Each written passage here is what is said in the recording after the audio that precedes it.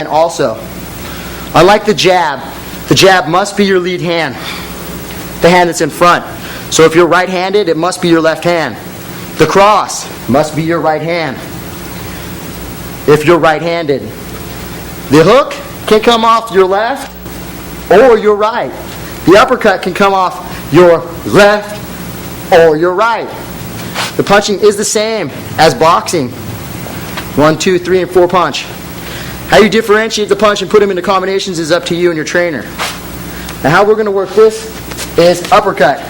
Since we're using a banana bag, this is mainly used for Muay Thai training, there's really nothing sticking out for uppercuts. You can't get underneath it.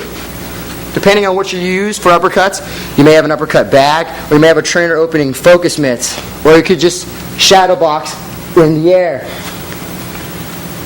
Uppercuts are exactly the same punches, using the same motion. It's still the twisting of your hips. Your feet are still flat, except for now you're trying to get up. You're trying to get underneath the chin with the uppercut. I'll start left uppercut first. You can differentiate the hand positioning. I'm starting with my hand open, just like this. I'm going to drop my right knee in the hip to the middle. Left uppercut. I'm trying to get the guy underneath the chin. So, basic foot positioning, flat, left uppercut. I put pressure on the ball of my left toe as I let the punch go to push me up. So I get underneath the guy and stand head up. On the bag, since there's nothing really sticking out, you would be very careful when you're hitting the bag like this. Just to go slow. So, you're going to load yourself into the punch. Put the pressure on the ball of your back foot. Turn the knee in, turn the hip in. Left uppercut.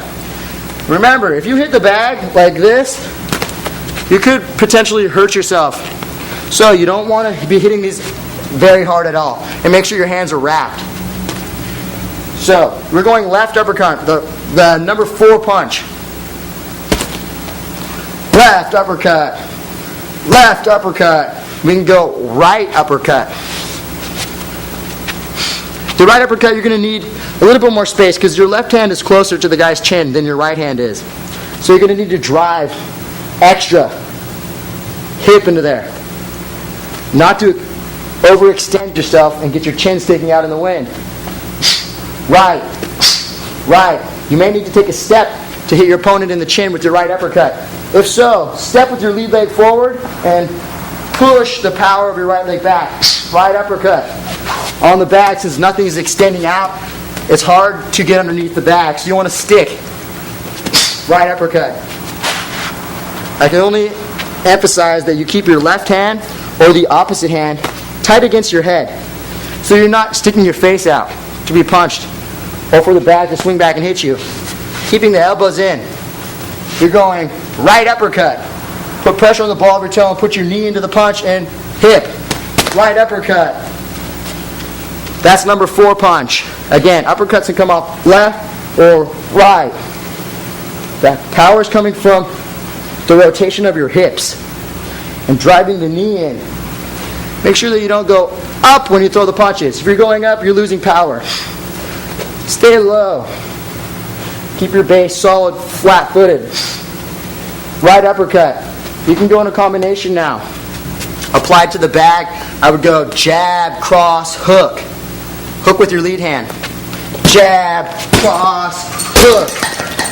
I stayed low on my feet so I could turn my hips and keep the base solid. Jab. My right hand's in. Elbows in. Cross. I pull back my left. I stick out my right.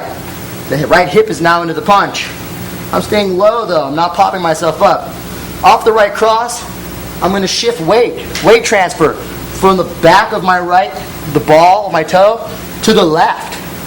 So from here, I'm going to put my right foot flat off the punch and turn my left knee into the punch. Turning my left knee and pivoting my foot slightly, I can throw the left hook. As I throw the left hook, turn the left knee in. Not to overdo the left pivot. That way you've got balance. If you throw the hook and both feet are up, you're not going to be able to plant yourself. Always remember to keep the stability in the back leg, most of your weight centered on the back foot. So, I could go jab, cross, hook, or I could go jab, cross, uppercut. Feet are staying flat. I'm using the momentum of my hips to go into the bag. 1, 2, 3. Notice that when I let the punches go, I focus on keeping my chin protected the most. 1, 2, 3. 1, 2, 3. 1, 2, 3. It's up to you and your trainer on how you mix up the combinations. The easiest way I can say is, if you're going from left, go back to right. That's the basic striking for punching. You're wanting to wind yourself up from left to right side. Like a machine. Keep your head in the middle. Don't let it roll around from side to side.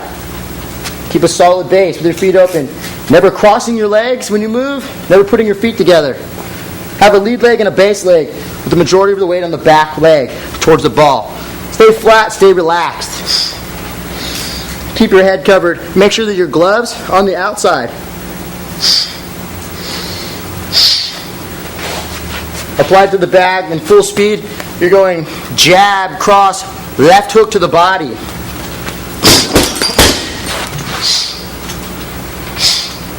And you relax. That's basic punching, Muay Thai. On our second series, we're working on basic strikes. When we've gone over